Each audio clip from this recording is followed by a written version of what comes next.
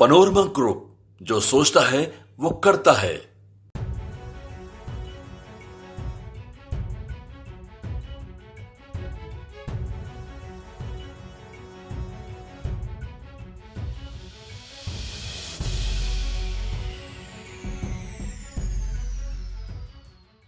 नमस्कार, news for nation देख रहे हैं आप। मैं हूं रश्मि श्रीवास्तव आपके साथ। बिहार विधानसभा चुनाव में महागठबंधन के बीच सीट बंटवारा अभी तक नहीं हुआ है।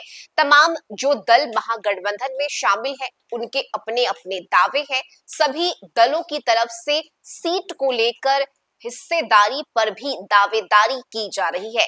लेकिन इस बीच अब देर रात हेमंत सोरेन, जो कि झारखंड के मुख्यमंत्री हैं, उनका सीक्रेट मैसेज लेकर चतरा के पूर्व विधायक व पूर्व मंत्री सत्यानंद भोक्ता पटना पहुंचे और पटना में देर रात तेजस्वी यादव से उनकी मुलाकात हुई है। इस मुलाकात के बाद बिहार से लेकर झारखंड तक के राजनीतिक गलियारों में हलचल तेज हो गई है। दरअसल आपको बताएं कि इस बार महागठबंधन में जेएमएम के भी शामिल होने की बात कही गई है और यही वजह है कि अब जेएमएम की तरफ से सीट को लेकर जो दावेदारी की जा रही है, उसे लेकर नेता प्रतिपक्ष तेजस्वी यादव से सत्यानंद भोक्ता ने मुलाकात की है और यह मुलाकात देर रात हुई है।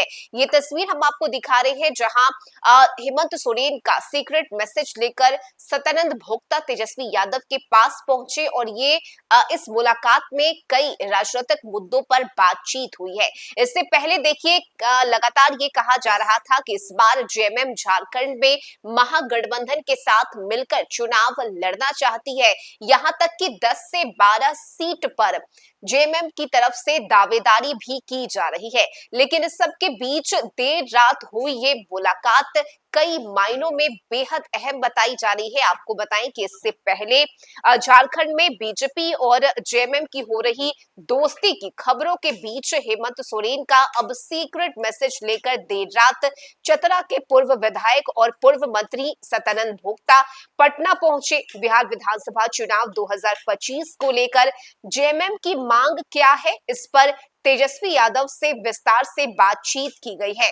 वहीं बीते हफ्ते रांची में लालू यादव के करीबी भोला यादव ने प्रेस कॉन्फ्रेंस में कहा था कि इस बार बिहार में महागठबंधन का हिस्सा जेएमएम होगी और यही वजह है कि कई ऐसे मुद्दे रहे जिस पर सत्यानंद भोक्ता और तेजस्वी यादव के बीच बातचीत हुई है और इस बातचीत में क्या कुछ तेजस्वी यादव ने उन मांगों पर हामी भरी है या तेजस्वी यादव ने क्या कहा है, ये सब कुछ सत्यानंद भोक्ता अब हेमंत सोरेन को बताएंगे। क्योंकि महागठबंधन में हालांकि देखिए सीट बंटवारा तो अभी नहीं हुआ है, लेकिन कांग्रेस की हम बात करें या फिर मुकेश सहनी की, सभी की तरफ से अपने अपने दावे किए जा रहे हैं, सीट को लेकर दावेदारी की जा रही है और इस सब के बीच हेमंत सोरेन की पार्टी भी बिहार में चुनाव लड़ना चाहती है। वहीं देखिए, मुख्यमंत्री हेमंत सोरेन ने भी झारखंड विधानसभा चुनाव में आरजेडी को सम्मानजनक सीटें दी थी और यही वजह है कि अब बारी है तेजस्वी यादव की। इंतजार किया जाएगा इस बात का कि आखिर सीट बंटवारे में जेएमएम को कितनी सीटें दी जाती है।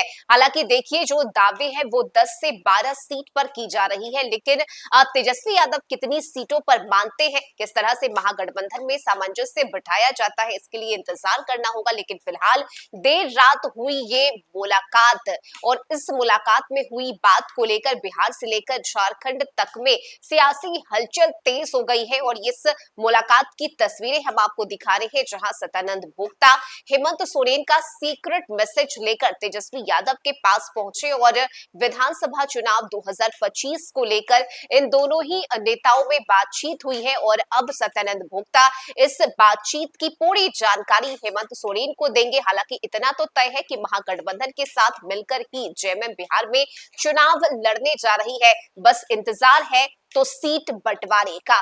इस खबर में अभी के लिए बस इतना ही। न्यूज फॉर नेशन पर खबरों का सिलसिला जारी रहेगा। नमस्कार।